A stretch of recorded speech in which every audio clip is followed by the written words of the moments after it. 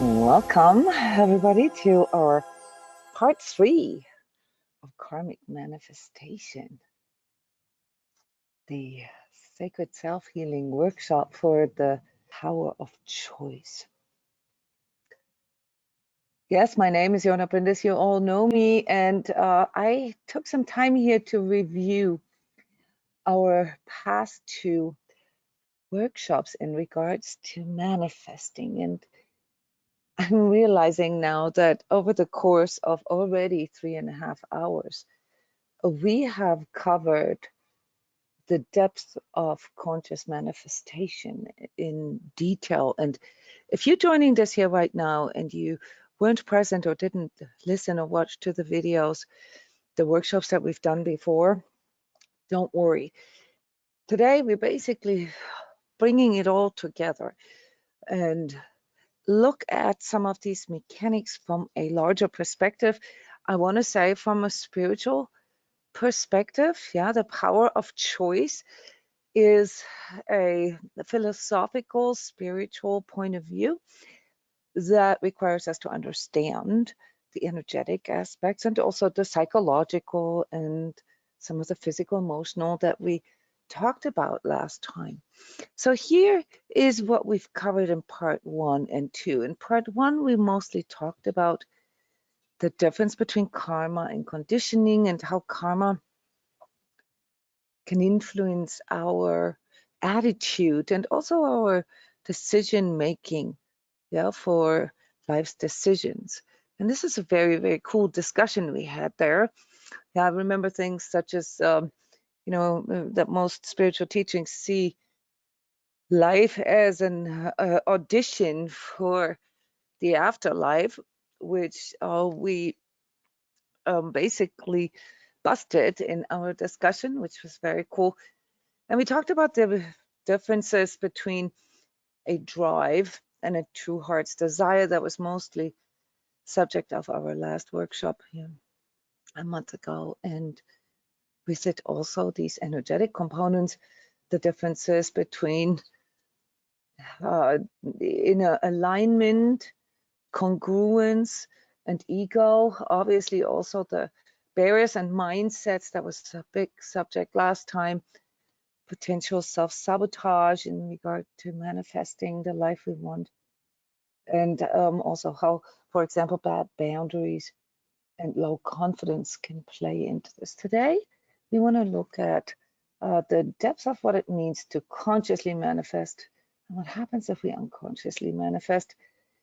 We want to look at the different levels of choice and with it also the manifestation levels, the spiritual component of manifestation, how we can get support by the universe, some chemical secrets that I want to share with you here that have to do with the energetic understanding. And last but not least, to conclude this series, really what the power of choice and the power of now have in common.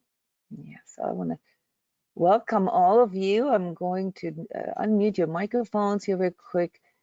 Again, you can participate through the chat, through the microphone. Do me a favor, if you have more complex things to share, please speak into the microphone. It takes extra time, and sometimes it's really difficult to make sense of what I read while I talk, so it's easier for all of us. Yes, so welcome. The power of choice, all right? And there's make every choice a conscious choice. So let's dive a little into this. So let's go back, and we're doing this systematically. We go back to the premise, and the premise is a manifestation is positive when there's more expansion, when there's more flow, when there's more love, truth, freedom in our life, when there's a development, when there's some kind of refinement, maybe, or maturation that takes place, when there's more abundance, when there's more strength and confidence. Anything that I missed, what just sort of off the top of your head is a positive manifestation in your life? Did I miss anything? I mean, with this, obviously, more love, that would be relationship, for example, or more happy relationships. I guess we could add more joy. I'm just realizing this. I just know joy tells you something about myself. More joy, more play. All right. Yeah. Anything else? What about peace? Peace. Okay, I like that. Okay, hang on. Let me see. Actually, peace is a big one, Kirk. You're absolutely right. And it is not just the kind of peace, you know, the opposite of war, but inner peace, right? That's a big one. Anything else that you regard as a positive manifestation? I mean, we have to define this. Because when we were talking about how to manifest, quote unquote, better, well, first we could really define what it is that we want to manifest here. I think this is a pretty good list. So then let's discuss this a little bit. Well, what do you want in your life? What is your conscious choice? What do you personally want in your life? I can zoom this back to here to the premise, and maybe that inspires you. What do you want in your life? We talked about the true heart's desire last time, and it went very deep, but we're more on a superficial level here at the beginning of part 3. So what do you want? More like common sense kind of thing. So what of these things here on this list of positive manifestations do you want in your life?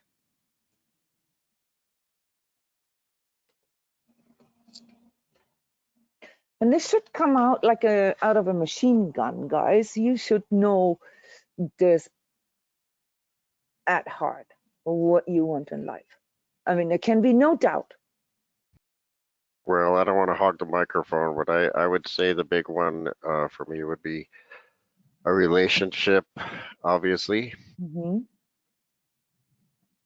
So more love. Yeah, more love, lovingness in your life. Keep going, guys. Keep going. I want to hear this come out non-stop. Inner peace. Inner joy. peace. Inner peace and joy. Yeah.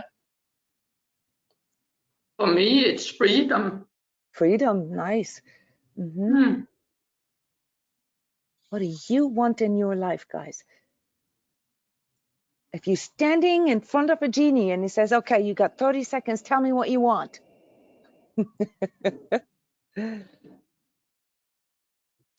If you're not saying anything, you're not getting anything, at least not what you want.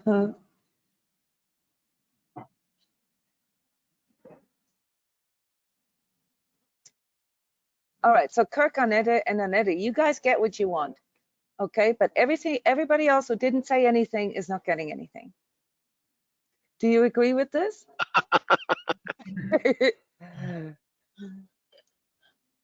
I go with the freedom too.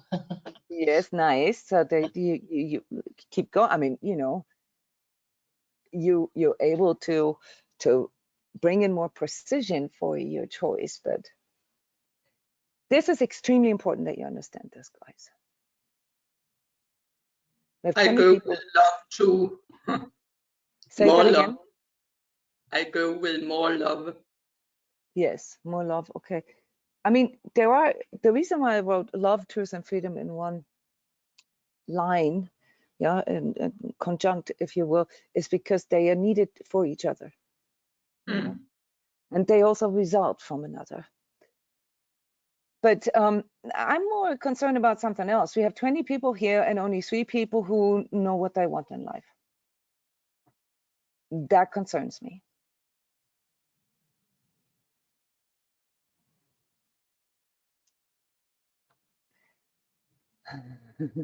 Those of you who want things for your life, well, you can go on, right? You have more. You have more that comes out now. that you are internally making this choice. Then it's a sharing to make positive impact on the world. All right, Dennis. Congruence question, why? What does it get you? I mean, not as in like, you know, self-gain, but as in like, what is it actually that you get, that you are bringing into your life through that? By making a positive impact in the world, what does that give you more of?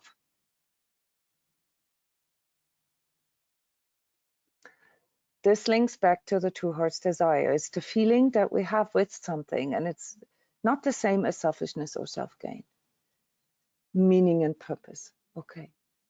Yes. So we should probably add meaning and purpose to the list, although ultimately it is the inner peace that is produced by more meaning and purpose. But that's good. All right, that's good. So you want, what you really want is more meaning and purpose in your life. And to make a positive impact, that would be the doing part, the action part is one of the ways how you can imagine doing it. Okay, how you can imagine consciously manifesting it. What else, guys? Keep going. I'd like to be my own boss.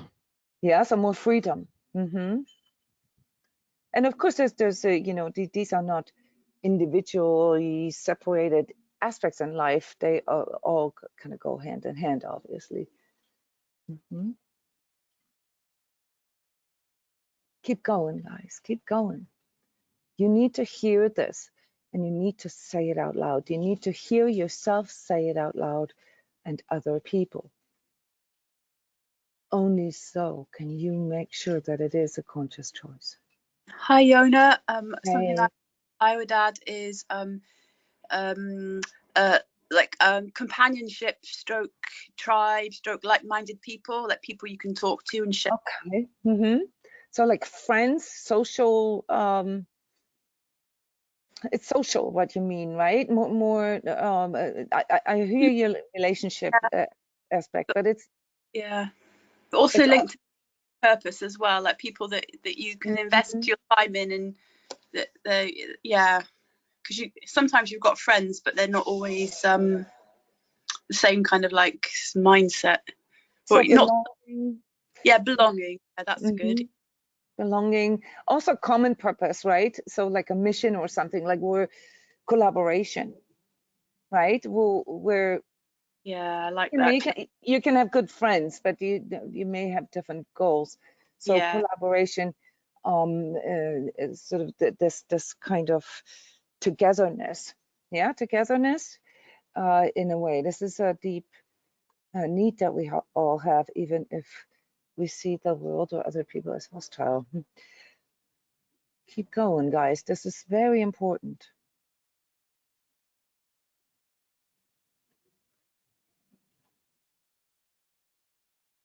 What do you want in your life? It's not a quiz. It's a choice question. What's your choice? And like a home, somewhere where I feel safe. Yes, okay.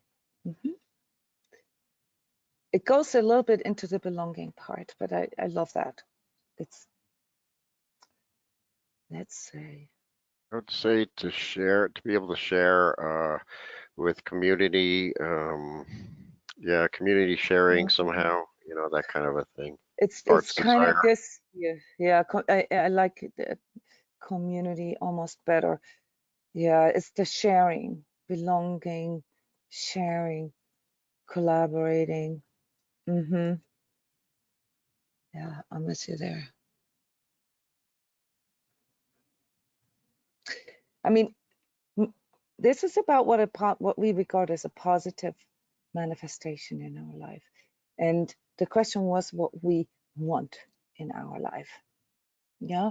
So we obviously want all positive things. Nobody wants a negative manifestation. What would be a negative manifestation, guys?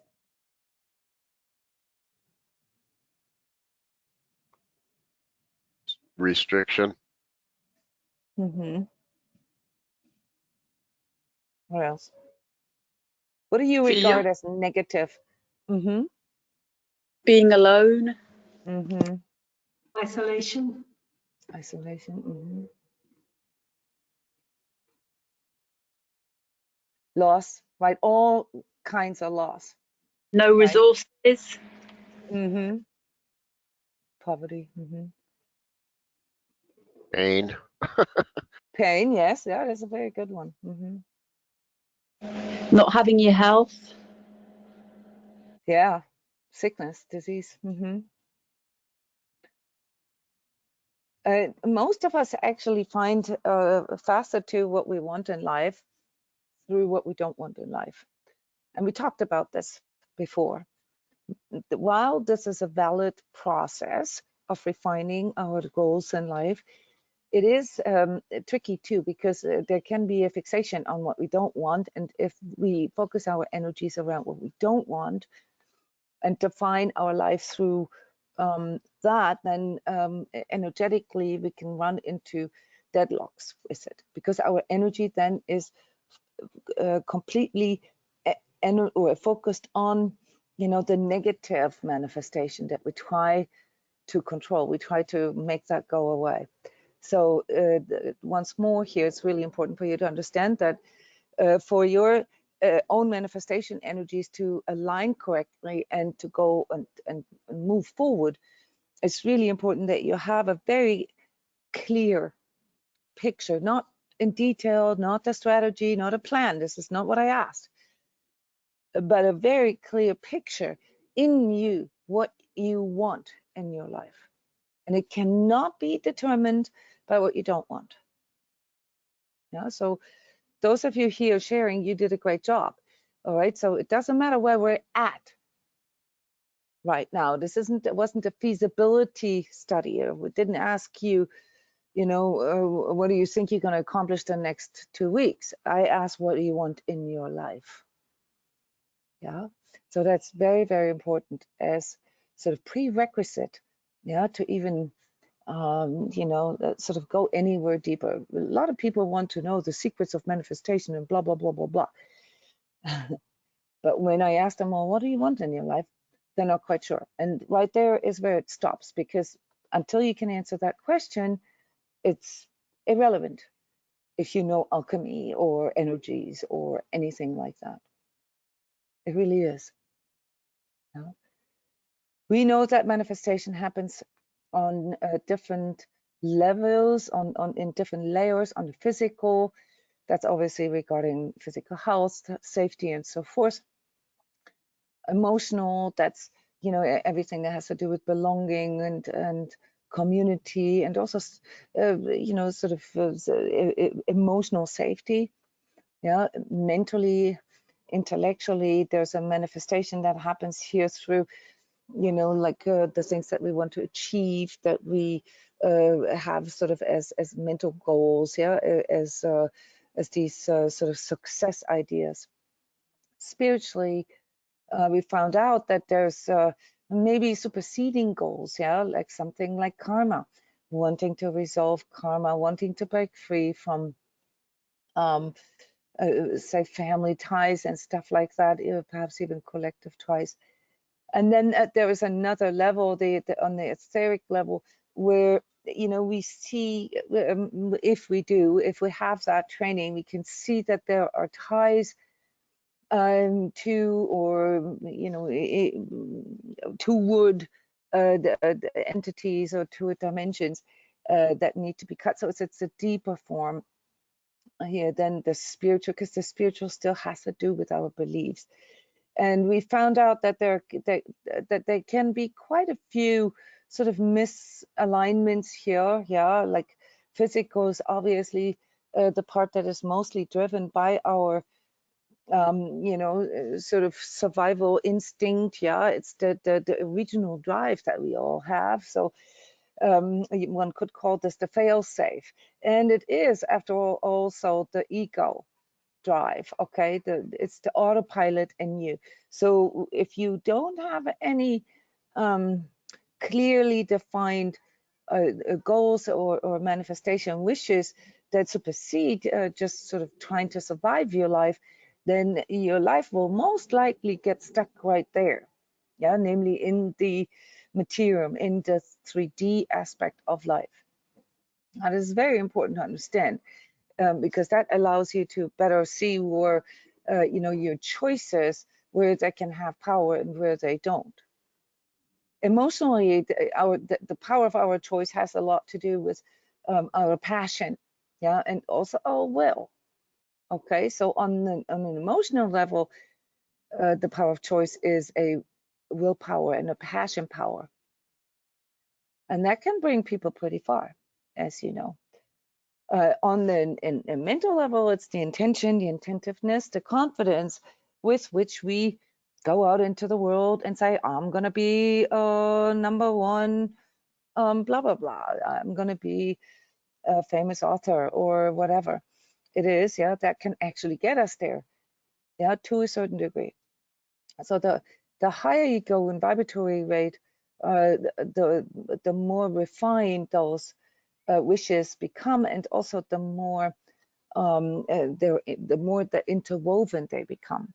Yeah, spiritual goals can have something to do, obviously, with your religious beliefs, but if we just go by what we understand sort of as soul purpose, okay, whatever, you know, whatever that's influenced by, ideally you base that on your own inner experience of your higher self, and things that you've identified as karmic patterns in your life. So the power of choice on the spiritual level has a lot to do with you understanding yourself and knowing yourself on a soul level. Yeah.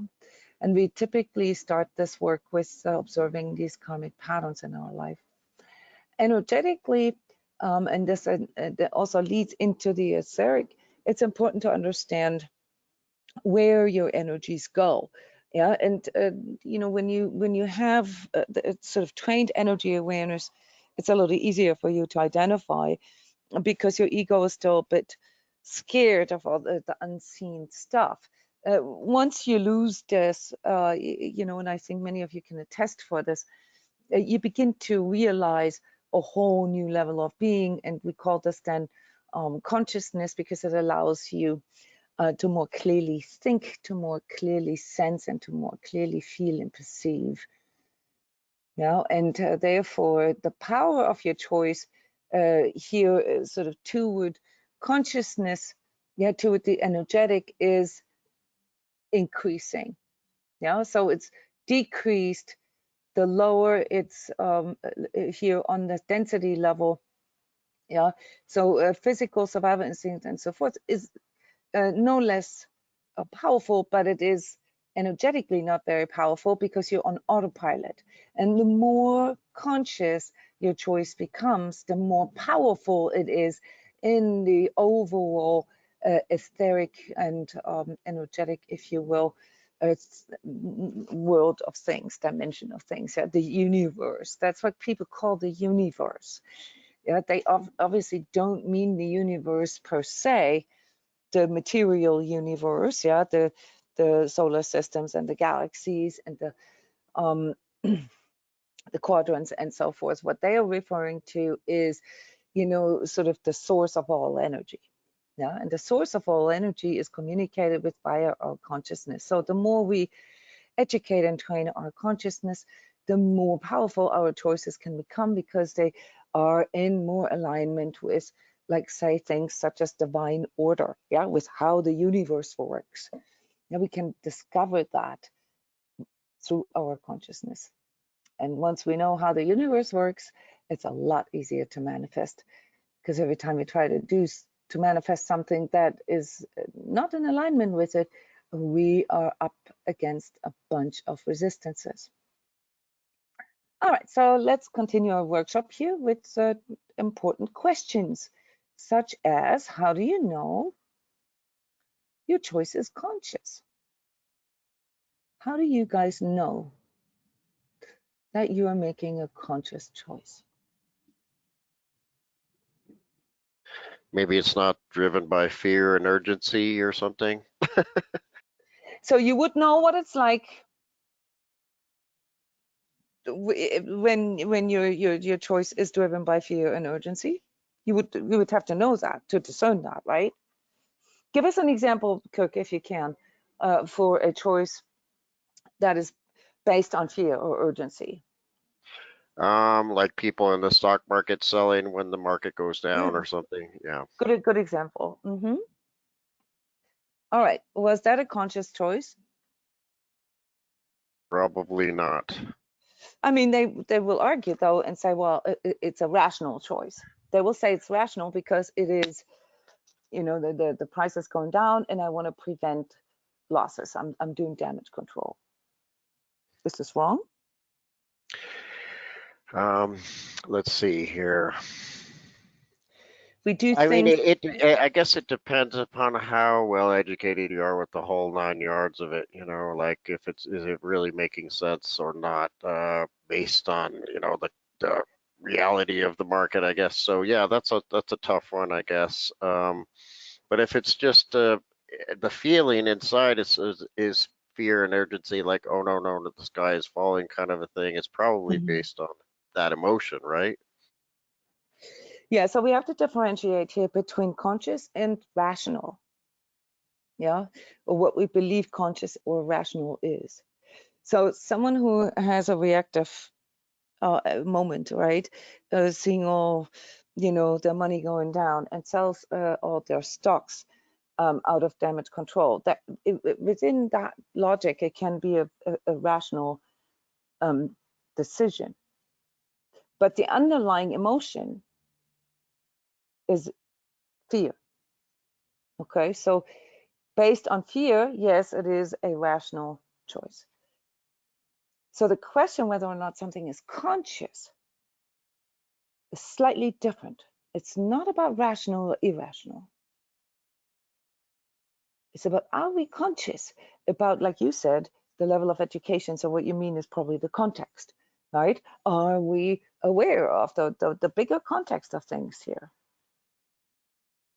And are we aware of the consequences? Now, stock market is a very good example in that way because, you know, just leaving your stocks there is typically the best strategy. Yeah, so there's a lot of studies that have been done, and people who just don't sell, don't ever sell, they have the most gain on a long enough timeline. So on a shorter timeline, let's say you want to buy a house and you need the money, you need to liquefy your stocks in order to have a down payment for a house, right? Now you're bringing in a different context. That's a practical context. You need some money.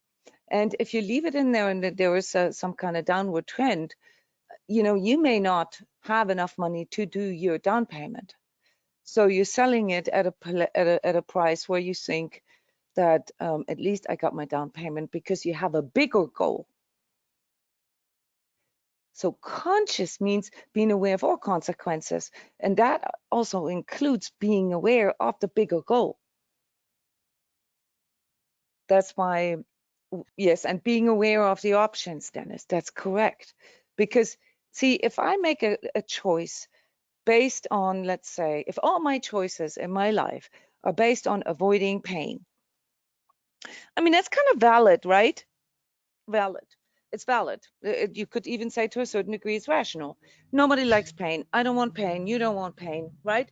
So if I say to myself, what I want in life is a life without pain or minimal pain, and that is my strategy, how I live life. Therefore, every decision I make, every choice that I make is based on avoiding pain. That's quite rational, actually. It's just not very conscious. Because how do we grow? How do we learn? How do we expand? How do we gain more than we already have? By Through, facing, yeah. yeah, by facing pain, by overcoming fear. So if the overall goal for this imaginatory person is to just maintain what they have and to not grow, because that's a consequence, right? If I choose to live my life based on the strategy, no pain, then I am aligning myself to no growth. Okay, if this is what I consciously choose, It can be a conscious choice. But now let me ask you, who in his or her sound mind would choose a life without any of these positive manifestations? Nobody. So now we're realizing that there's a difference between whatever sounds logical in our mind and whatever it actually is that we want, that we truly want. And this is where we make the distinction between rational and conscious. Conscious is basically like calling a shot, giving it a try, not knowing necessarily where it will lead other than personal growth. Yeah, because even if our attempts, whatever those are, fail, we've learned something. We've grown on a different level. You know that your choices are conscious when you are postulating to yourself that this is a conscious choice. You know that your choice is not conscious when you have to defend or justify your choice.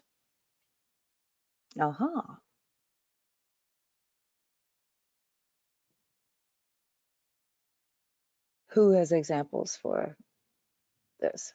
I mean, I'm challenging you guys here because this is so different from how it's portrayed in, media and collective values. Yeah, it's interesting that you say that when you say it that way, when you have to justify it, then it all kind of like the whole premise starts to fall into place of Yeah. the point you're trying to make here. Because for me, it's always been, well, um, let me get the security first, and then I'll Okay. pursue my heart's desire. It's like until Okay. then, I'm not. It's never going to be safe enough to do that, or it's going to be too uncomfortable. It's going to be too risky, right? Wonderful. That is a conscious choice, Kirk, because you prioritized.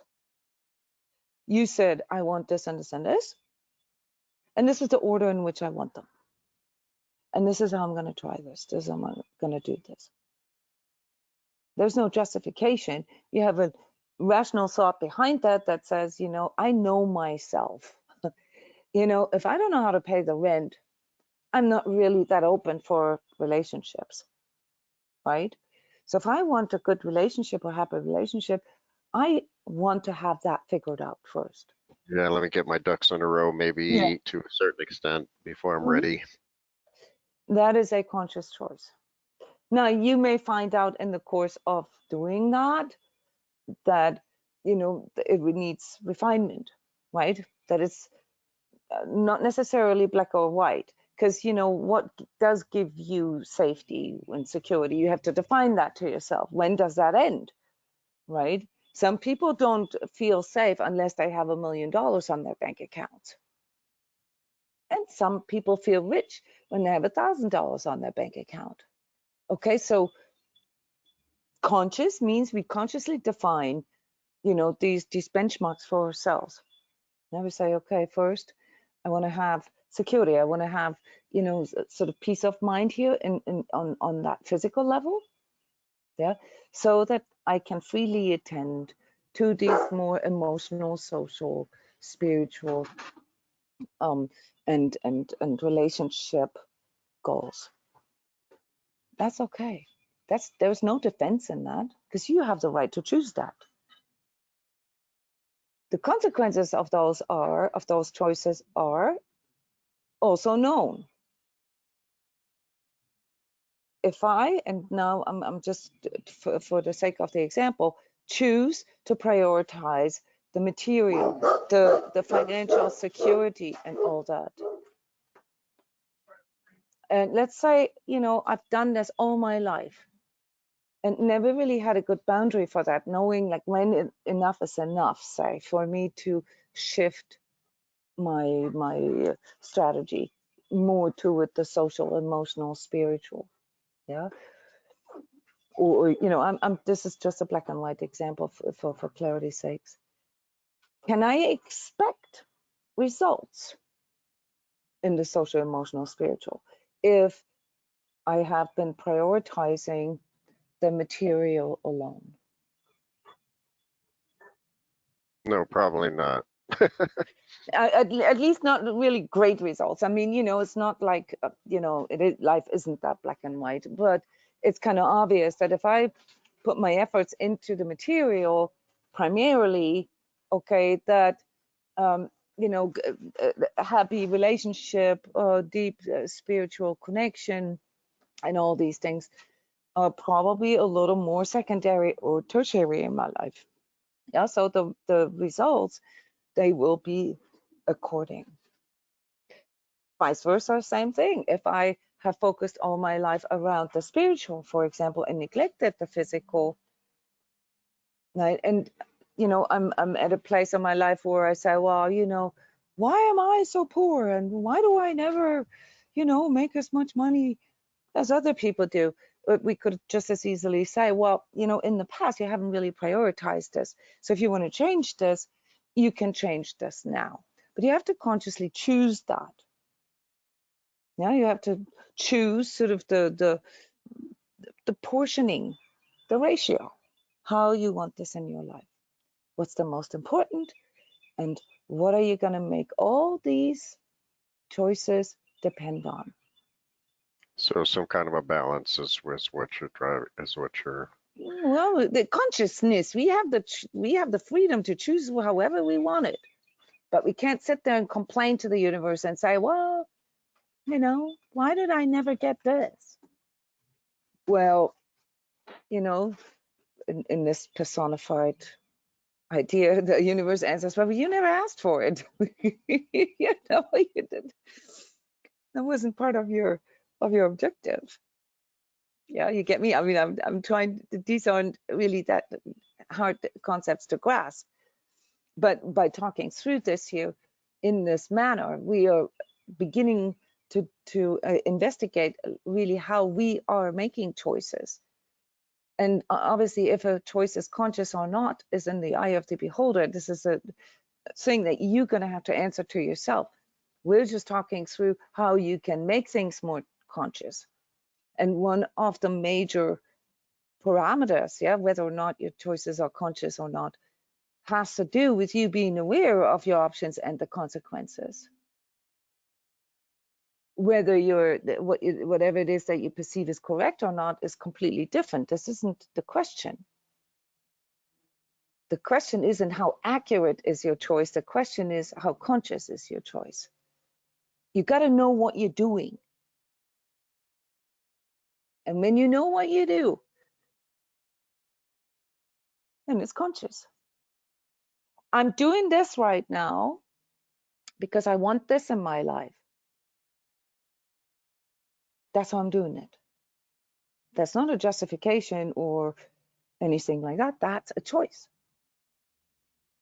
And there's different variations of that, obviously. You know, calling a shot, you know, going for something, following a hunch, and even, you know, making a concept, writing it all up and going to other people with it. It doesn't matter. The form doesn't matter. It's how conscious you are about what it is that you're doing. And if you're not aware of what you're doing and how what you're doing is either leading you toward or away from what you want, you're unconscious.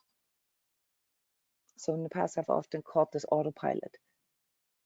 Yeah, all the way to checking out. Checking out is basically leaning back and saying, okay, I'm just going to let life happen. Yeah.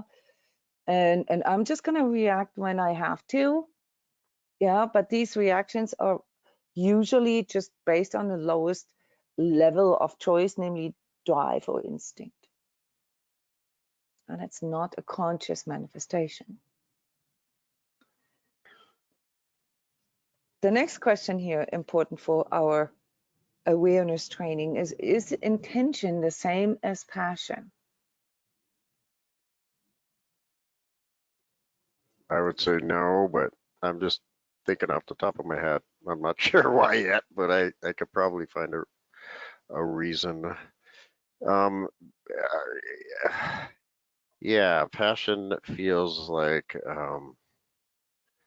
if we go back to that other chart where you were saying it comes more from the second stage, or it's kind of more tied to, again, emotions, versus intention would be something that's, more of a conscious thing. Cognitive, yeah, more of a cognitive, like a mental thing. It's an intention is something that you form intellectually or cognitively, right? Like you said earlier, I want to, like say, be able to pay for my house, or, I want to have financial security or financial independence first. That's a cognitive intention that you formed there. Yeah. Partially also knowing yourself really well. Yeah. Because if you don't, then you don't feel emotionally stable or emotionally,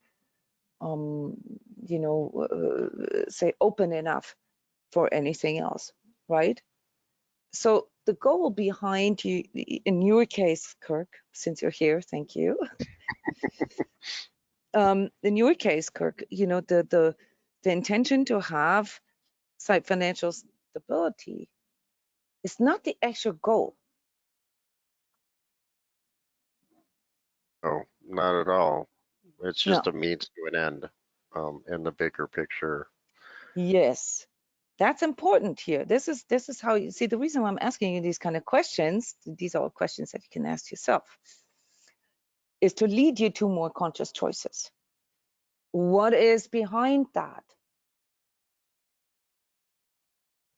What is the true heart's desire behind that? Why do you want security first? In order to? Well, I think it's much more easy to manifest the true heart's desire when you're able to have that platform, to stand on, that strength to be able to not worry about the survival mode stuff, because then you can really kind of shine without the fear, constantly interfering with your daily 3D. Yeah. And also gives us much more resources, right? And freedom to experiment. Absolutely. Right? Because we can absolutely. fail with one idea, say, and it's still going to be all right, versus, And having no backup and no resources and so forth. yeah.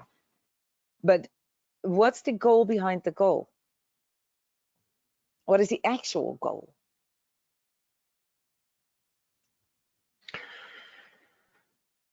What's the passion behind it? So if you're asking me that question, I would say that there's, whatever the heart's desire is to be a manifestation of that level of love that's contagious, to be a manifestation of that level of peace, that, is contagious. So, I think all these platforms that are out there, nowadays are a good way that it's coming into, like, being where those things are possible, more than ever before now, to kind of, yeah,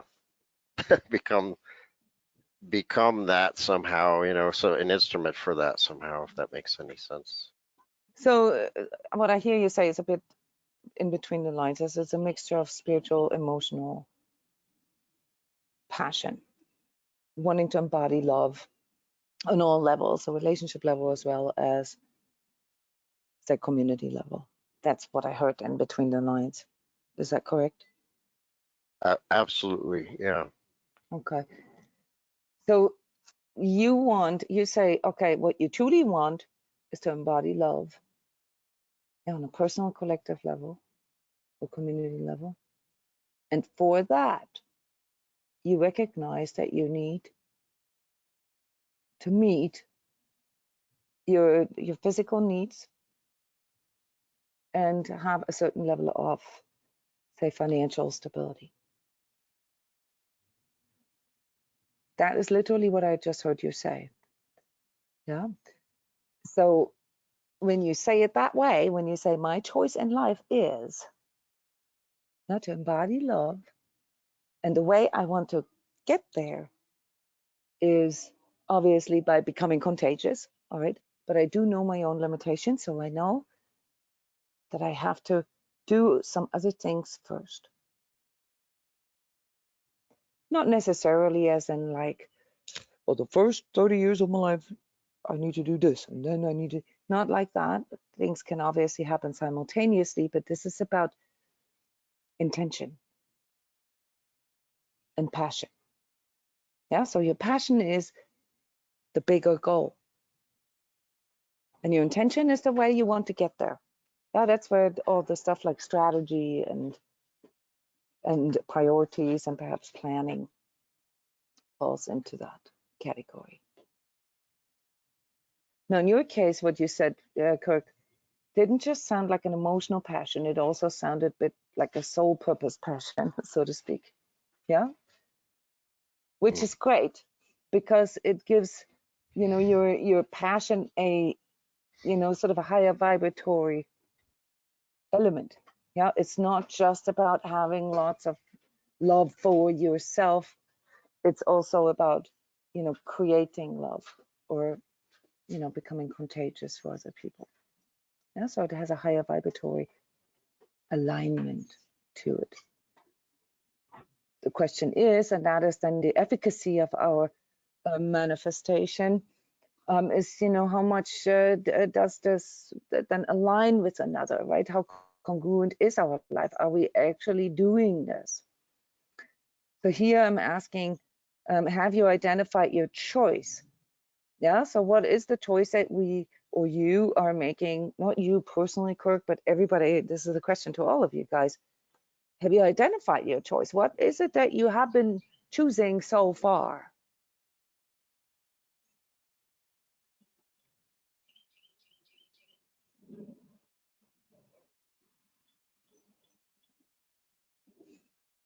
And for some of you, maybe with your newly found awareness, you know, you found out that, you know, yes, I have identified what my choices of the past were based on, but I no longer agree to them.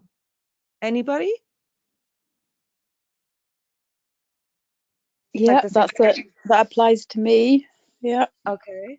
So just as an example, Abigail, what can this look like in a person's life when you come to this awareness, right? That, yeah, you know what? I just now realized that in the past, all my choices were based on fill in the blank, right? Mm-hmm. And I realized this is not really what I want. This is not my desire. What I want is blah, blah, blah. So I just need to change my choices here Mm-hmm. a little bit. Can you give us an example? Yeah, my example would be pleasing other people. Okay. Mm-hmm. Yeah, like making choices based on how other people might react. Okay. Yeah. And what has that what were the results of this? What has that manifested in your life? What did it manifest in my life? A lot of dissatisfaction because I suppose I thought by doing that I would get something in return, and obviously there was a payoff, but it didn't. It took me a long time to realize that it wasn't satisfying me. Yeah.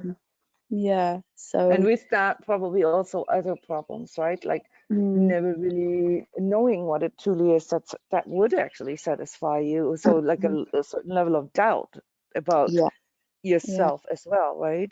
Yeah, a lot of doubt. Yeah. So that's a very good example. Yeah. So in the past, your choices were based on pleasing other people.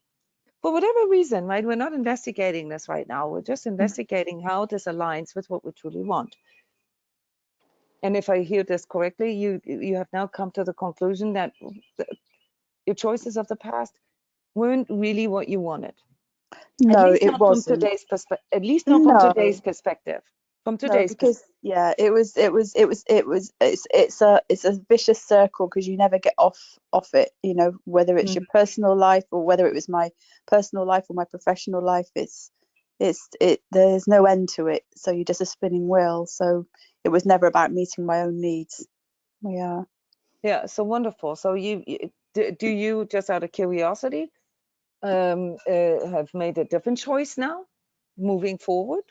Yeah, I made a very different choice, which is firstly really primarily to address my own needs first, always. Okay. My own needs and wants, and that's very interesting, because it's after a lifetime of not doing that, then it's like, well, what are my needs, what are my wants? And then that whole thing around kind of belonging and meaning and community and everything else kind of gets piled in. So but it's been very important for me to be able to distill it down to like the needs and the wants, because that's easy to understand. So if you just start with the needs, like did I have my dinner, or yeah, you can literally go through these different levels, right? Literally say, okay, what are my physical needs, what are my emotional needs?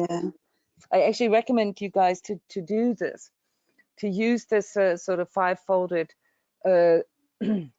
view of yourself, to double check on these things.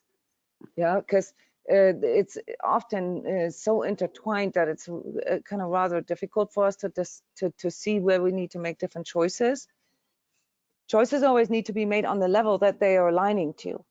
Yeah, so if I want more health, more physical health, then, you know, I don't know, I mean, meditating has a lot of health benefits, but where is the most effective change here for our physicals on the level of the physical? Yeah, is when we start, you know, changing our diet, when we start exercising differently, or adding more exercise to our lives, when we start conducting and holding our body, you know, caring for our bodies in a different way. So this is where a lot of people get confused. Yeah, they want energetic clearings and stuff like that.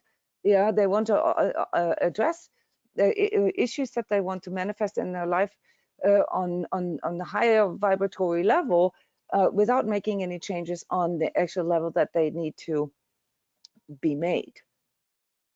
Yeah, so that's the congruence and the reality check. Yeah, is very, very important.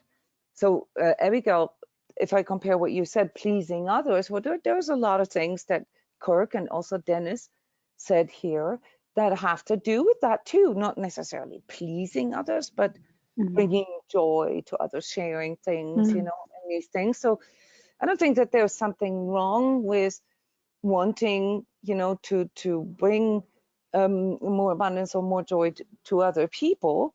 Yeah, No, but if it ends up being neglecting your own needs and wants, then it's an issue. Yeah, so I love pleasing other people, which is obviously why I fell in the trap. It's very satisfying pleasing Very other nice. people. Yeah. But it's I took it, and I'm sure many other people do too. It's like this whole thing, taking it to a level that's toxic, because it's no longer healthy. Yes, So it's a problem with boundaries and stuff like that, right? yeah, Where we don't really see where enough, you know, where it's too much, or where there's nothing left for ourselves, right? So here again, investigate investigate the level on which you need to make changes first. And I think, Abigail, what was the levels that you detected in regards to your own needs and your own wants that you've changed first, so that you at least definitely physical, like the routine, and and having a home, and all the base chakra issues. Yeah, grounding, home, routine, eating, exercise. Those are definitely the basics for me. Yeah, at the same time, you've also done other things, obviously. Yes, you know. yeah, very much so, and I've really enjoyed those as well, because obviously it all goes well together, but not in a way that puts pressure on myself. So Yeah. So like for me, yeah, knowing it for me knowing that I'm meeting my own needs, it kind of puts everything else into perspective for me. Like that helps my mind be calmer, and emotionally too, makes me feel calmer. And the fact, I think one of the important things for me is that because I know that I'm on a spiritual path, and because it's so important to me, and I feel a very high level of commitment to it, knowing that somehow takes the pressure off of me, like, because I know that everything, is my life. Everything is a new experience, whether it's getting the dinner or taking the dogs out. So it's all okay. I think that's one of the things I was able to learn. So when you started to fine. can we say, or can we almost go as far as saying that once you started taking care of your own physical, emotional needs, there was more clarity about what you're doing, and also a deeper spiritual connection with yourself. Yeah. So this is very important to understand, guys. These different layers of manifestation, or the different layers of self, if you will, is from lower to higher vibratory, not bad, good, but as in like frequency. And that means that it's harder to make changes here in the lower vibratory areas, because they require more physical action, more action. The higher vibratory areas are the ones where we can get more support as we are taking the action. And this is very, very important. If we're not taking any action, higher vibratory stuff, guys, is not going to get you there, because there is no direction. You are setting the direction through your actions. And if you're not making choices, if you just sort of, I'm just going to be in the flow, all right, you're not really going to get support here from this part of you. It doesn't know where to go. It's just going to go everywhere. So that's very important to understand. So when you want to hone in on this a little more, I call this an order form. When you want to, really work this and send out an order form to the universe, okay, define it on those levels, what you want on those different levels of your life, your being. And then you can see the connection, like how Abby just shared with us. Now, once you start taking charge of your physical, emotional, and also intellectual needs, okay, you start feeling more connected spiritually, and that then aligns your energy much better. And then the overall flow and the overall manifestation power increases.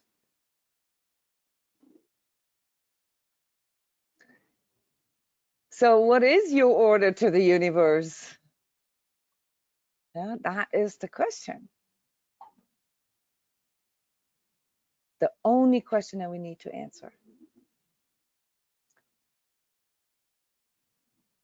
We then have to look at it from the perspective of feasibility. So that comes after we put our order in. Yeah, that's just like when you order something at Amazon. All right, is the price right? Is the size right? Is the color right? Is the address right? Yeah. So the reality check here is very similar to the congruence check. It's something that you can literally ask yourself on the 3D physical level. Is this healthy? Is this sustainable? If it's not, it can't lead to positive manifestations.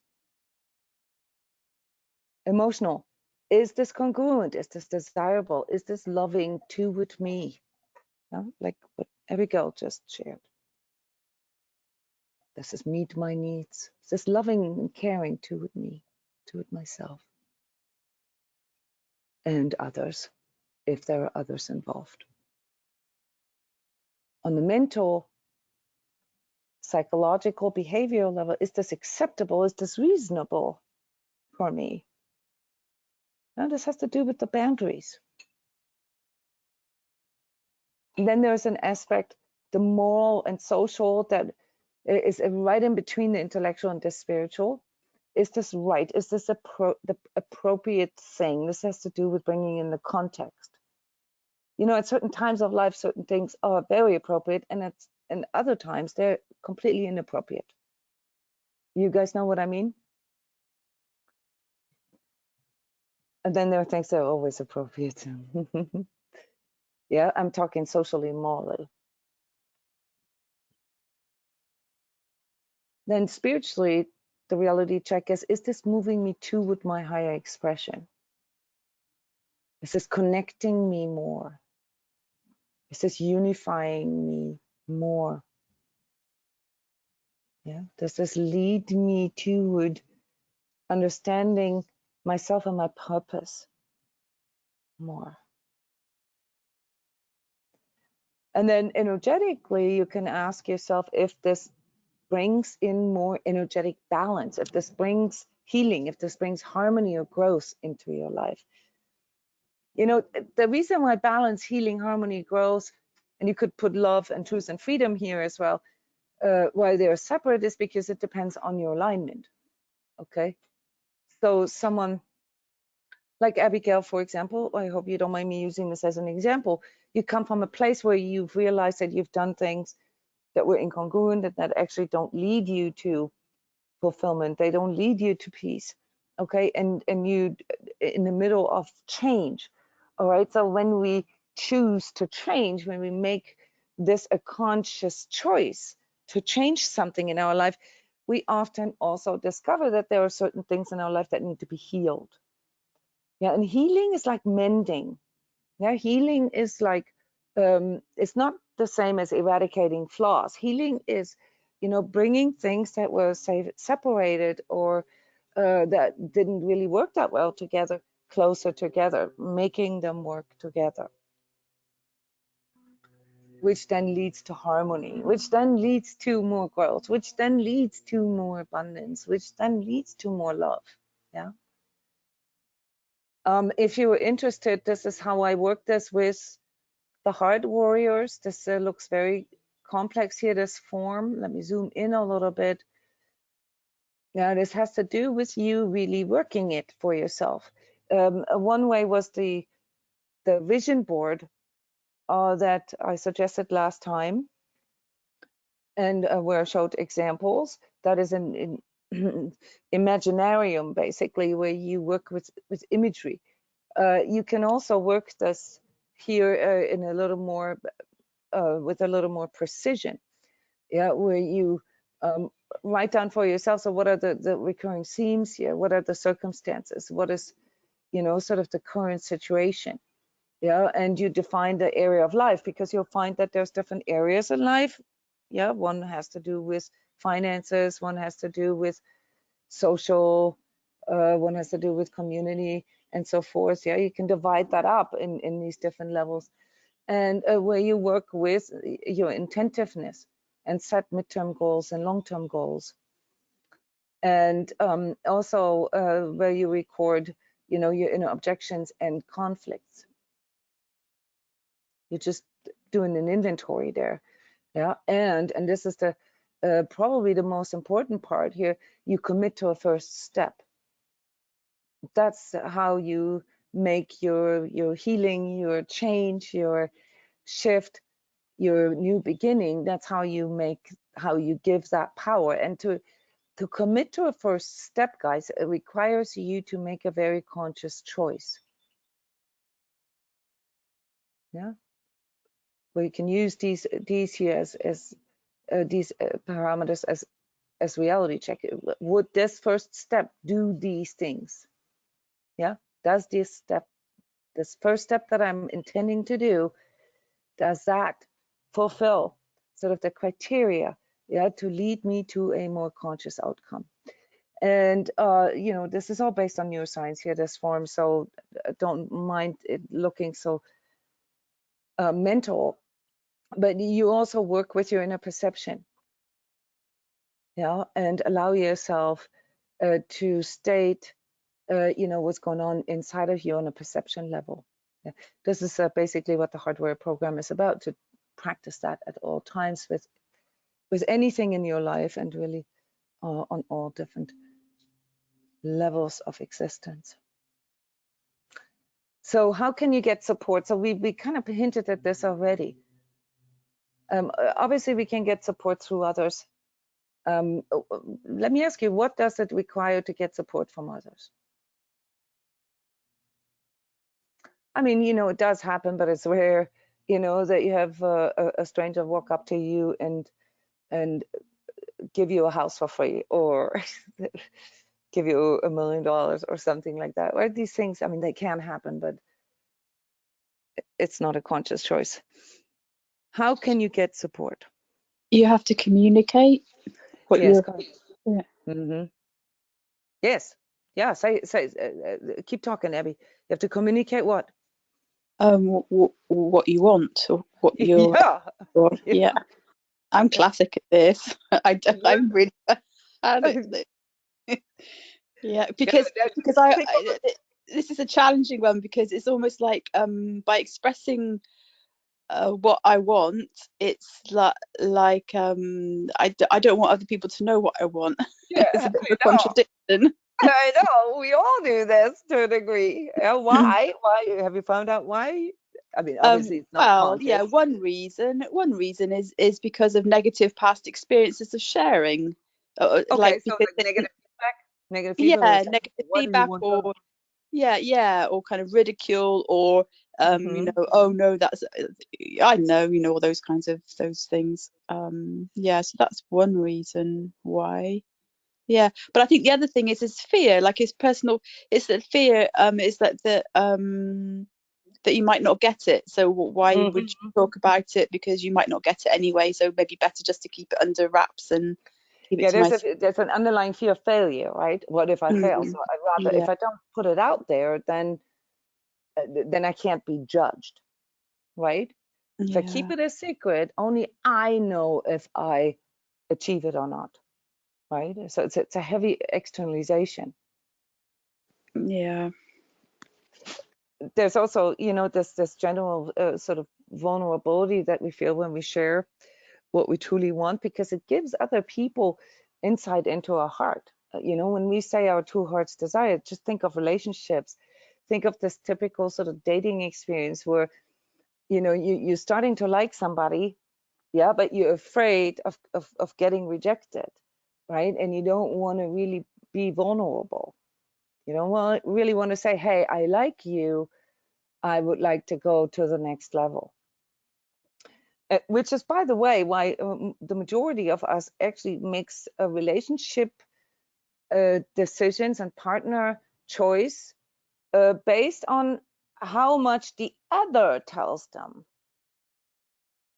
that they want us. Has this ever happened to you guys?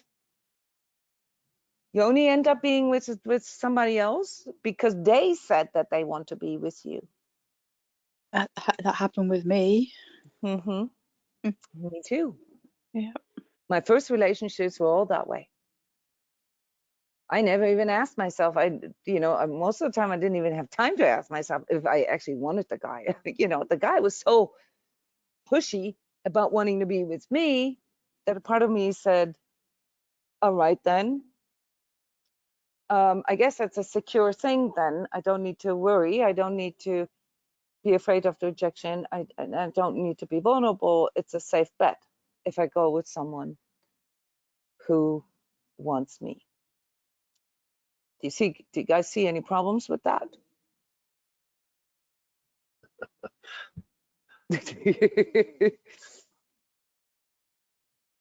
Yeah, there's a problem with that. Right? Let's spell that out. You're never really doing what you want. Mm-hmm. Yeah. And not to say that sometimes relationships start that way and that you can't have a good relationship that way. Yeah, just think back, you know, times where marriages were arranged and stuff like that. You know, there's still, so you know, we can still have good relationships and lasting relationships, but the chances of you actually having a fulfilling experience and on this sort of higher vibratory level, you know, experience that brings you peace, yeah, where you feel in full alignment with yourself, they're of course much higher if you express exactly what it is that you want. Yeah. The worst thing really is to never say what we want. That's the worst thing, especially in relationships, because the other then doesn't really get a chance either. That this is a big mistake I made in my first relationships. Yeah. I didn't think I had the right to want anything. So I thought it was inappropriate or selfish to ask for something. But at the end of the day, it always also made it impossible for my partners to know what I wanted. And it's the same with the universe, guys. Yeah, how is the universe supposed to know what you want? How is the universe supposed to know what you want? How do you think the universe, I mean, we can bring this on a more spiritual level and say, I'd say manifestation is a certain department in the universe, and there's certain entities, certain spirit beings that are responsible for delivering. You know, like Amazon fulfillment department. Yeah, let's just imagine it that way. How are these spirit beings? How are these energies? Yeah, these entities there that are responsible for fulfillment. How they're supposed to know what you want? How do you think they know this?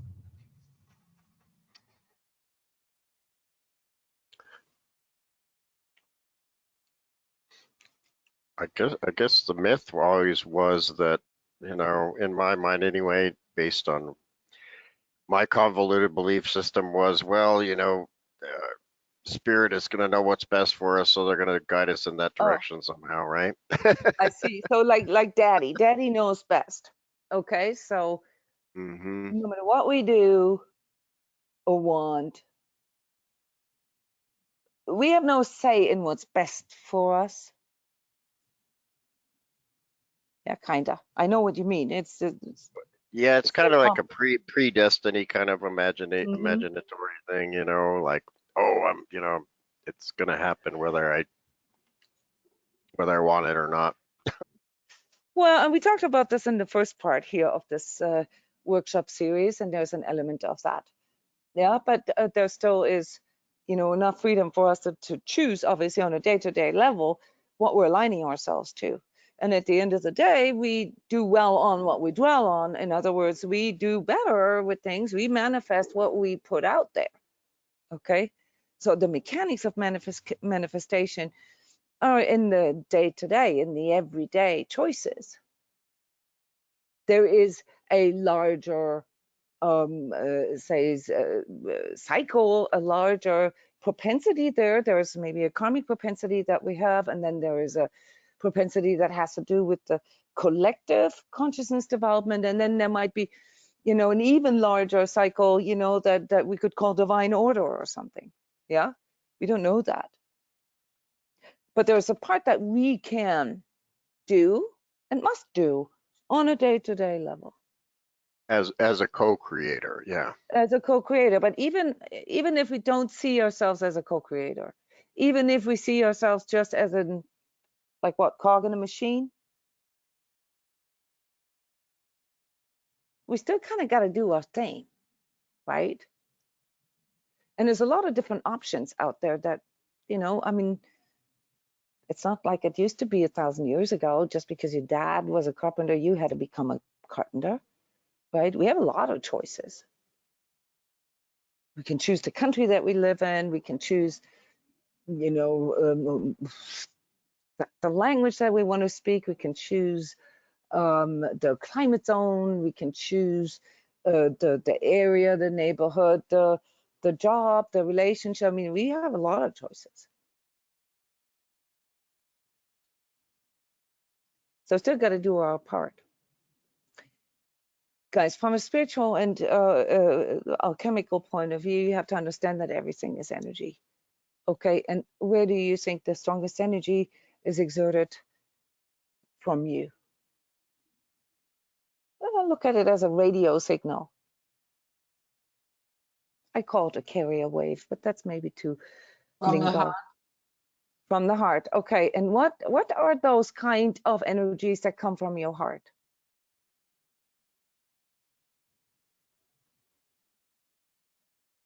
It depends I mean, on how what state you're in. You can be in a low state, or you can be in a high state. You can be in all right, love, and then okay. it's a high. Yeah, so you differentiate, but love would be one example. Okay, there can be the emotional love, like, you know, say infatuation, like a love, you know, sort of passion love, or there can be a higher vibratory kind of love, unconditional love, and so Yeah. forth. Yeah, but it's a feeling. It's a feeling Yes. that you're referring to. So Yes. what comes from our heart is, on one hand, a feeling. What else? Not just feelings.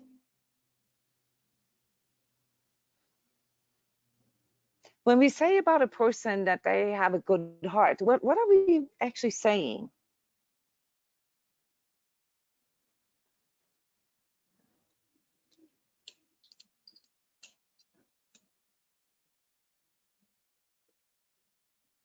Are we talking about their alignment, what they're aligning to? Yeah, yeah, we're talking Intention, about that. Yeah, good it's intention. there's intention, there is, you know, sort of everything that this person stands for, right? And this isn't just something that they've sort of in the head made up in their head. So you can feel the difference when someone has like sort of a strong mental, intellectual conviction about something, and someone who has, you know, like a real passion for what they're doing. There's a difference there. You can feel the difference if you just look at it from an, or not look, but you know, feel it from an energetic point of view. There's an intensity to it. And yes, people can get very passionate about their convictions, about their mental political beliefs and stuff. But there still is a difference, though. As someone who is very politically engaged and has a very strong political intention, we would not say to this person that they have a good heart.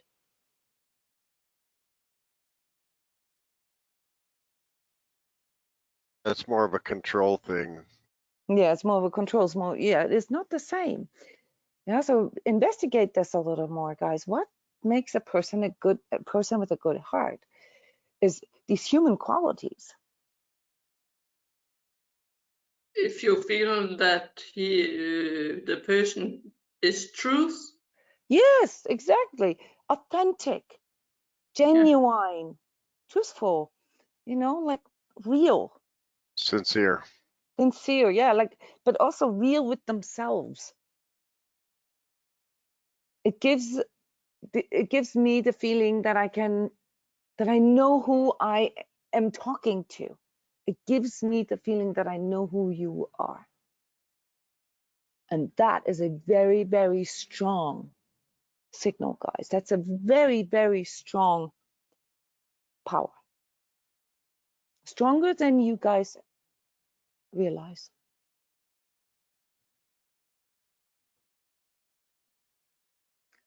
And that's what the universe responds to.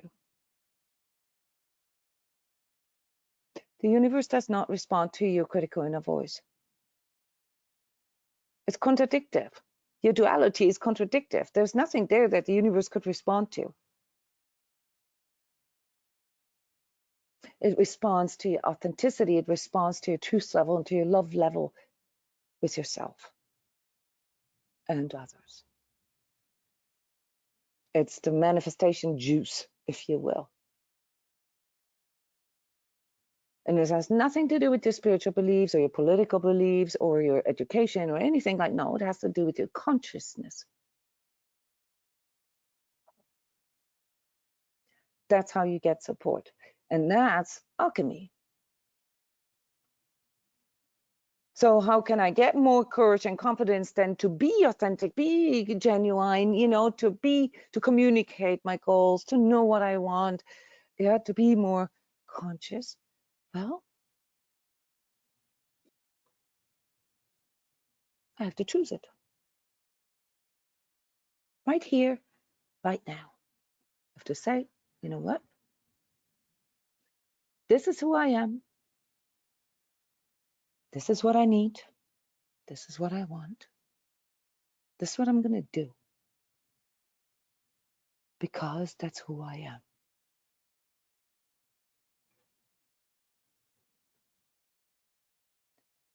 The power of now, because it is in the now that we manifest.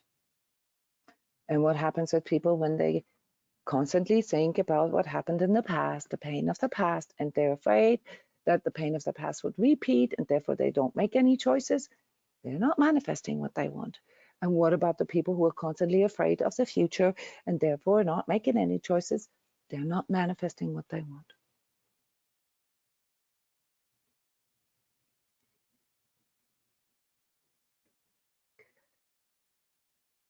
So that's the power of choice. The power of choice is in the now, and to recognize that all moments are now and all places are here. This is where you manifest, not in the past and not in the future, only in the now. So it is the quality of your choice right now that determines your manifestation in the future, depending on, the level on which you make that choice. Yeah, some manifestations take a little longer to take effect.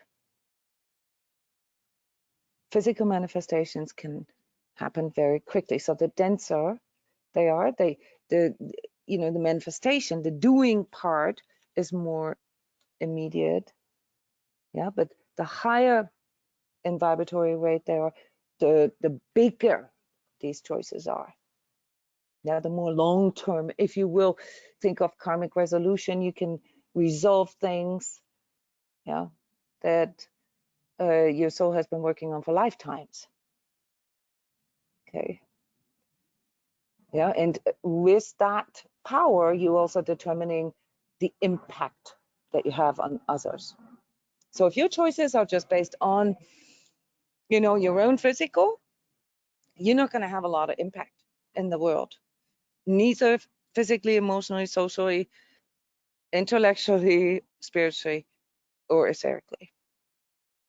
The average person has an impact on 2 million people in a lifetime. That is a normal sort of day-to-day life, yeah, with a job and kids and so forth. If you raise your consciousness level, you're beginning to impact people. That is sort of exponential, which means if you want to have an impact on other people, you need to make choices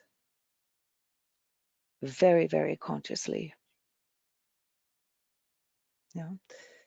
So this is basically here the final understanding of manifestation, and why I call this karmic manifestation, because karmic always means that there is a propensity, there is a collective propensity that we all have just due to the fact that we're humans and that we live here right now in this day and age.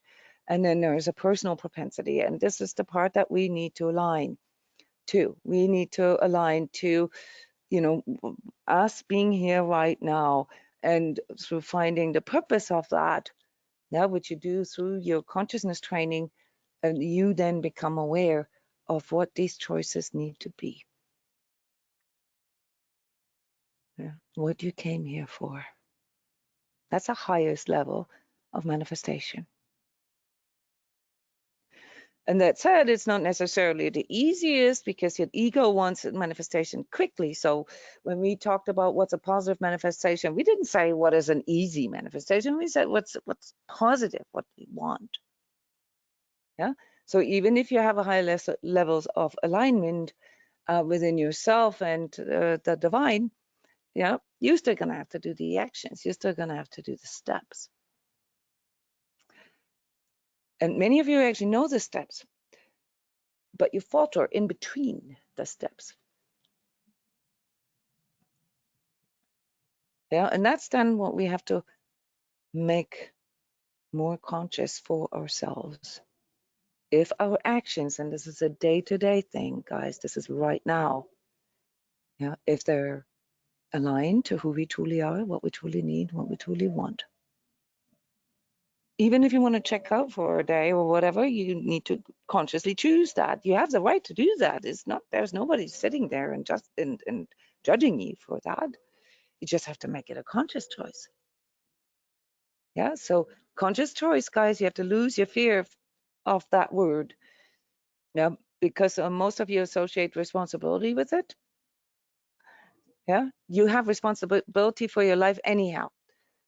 Yeah, but your chances of making good choices are much higher when you make conscious choices.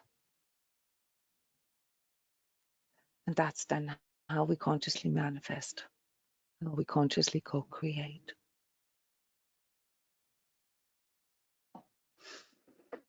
Any questions?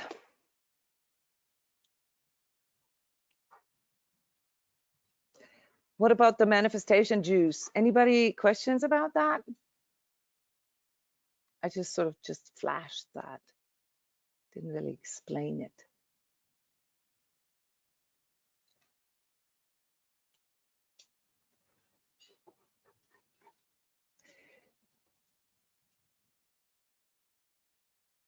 Did this help you to clarify maybe what it is that you need to focus on? What it is to gain more confidence?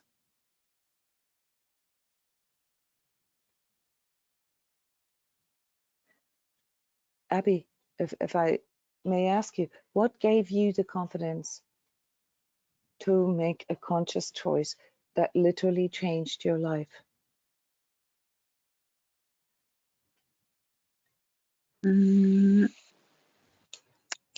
I think I felt like I'd tried other. One part of me was desperation, I suppose. Okay. Because, like, even when you talk about it now, Jona, like the whole idea that that my life can be how I want it to be. It's, when you say it, it still makes me kind of go, what? Like, it's like yeah, like it can be how I want it to be. I still find it like really mind blowing. But it is a mental thing. It's a mindset. Yeah, it literally is a mindset, like we talked about last time. You know, it's like you really got to wrap your mind around all your beliefs, your false beliefs.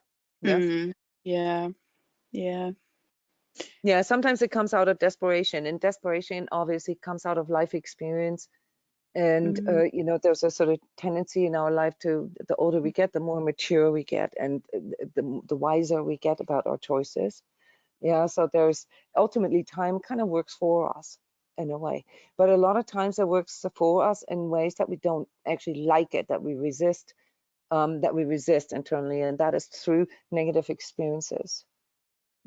Yeah. So yeah, negative experiences, and like you said, in your case, you know, it led to desperation and to the realization that you've already tried everything in your toolbox. Well, maybe you need to try different tools. Yeah. Yeah. Yeah. That is. And also, I think for me, support, not, yeah, like support, because I felt so isolated, and no one else thought about things in any way that was like a supportful of me. It's like it was a conscious choice about choosing myself, like finding some vestige of self-love deep inside, that's enough, and then to have that mirrored, well, in this case by you, but to know that at least one other person in the world thought that there could be a different way of doing things, that made all the difference to me. Yeah. Yeah, and sharing all together, right? Definitely sharing. Yeah.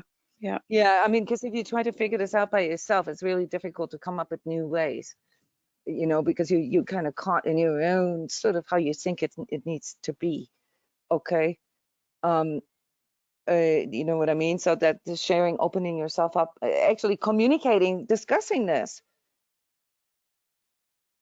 Yeah, like you said earlier, you know, like you know, the resistance that you had to sharing things. So actually, what we can also learn is that when we share things, yeah, when we talk about it, that we can also learn through, you know, what comes back. Yeah, obviously you can hire someone like me, or you know, other people who who do this for living. Yeah, and that's always good. But there is something about the overall strategy, and that is to actually say it out loud, what it is that you want, and overcome that fear, that you might get disappointed or that you might get judged based on what you want. Because really what you're saying is I'm not worth it to want anything. I'm not worth it to have a need. And then the universe responds to that accordingly. Yeah. Thank you, Abby, for being, and everybody here who shared today. I wanted to point out that we do a marathon at the end of the month that we have never done before, actually, in this way. It's a karmic family and ancestry clearing. 72 hours, yeah, really going deep into this. So just as a reminder here, and then some of these energetic mechanisms and all the awareness, yeah, that is needed to come to this clear thinking, all right, that can be learned, that can be systematically learned. I'm offering a 6-week training course. It's a combination of write up your own inner experiences through energy sessions and webinar training. So that's very interesting. And those of you who are a bit more tactile, you might just want to come to Iceland to our annual retreat and experience those things maybe in a bit more physical way. This year's subject or theme is life force, how to connect with our life force again through nature. Yeah, very cool. Thank you all so much for being here and for sharing. Yeah, this is a wonderful 3-part series now. So enjoy even going back maybe to part 1 and 2, because there are some really, really cool things in what we've worked out together. So this is a very beautiful collaboration here between all of us. Yeah, you've made this a very, very cool workshop. Thank you.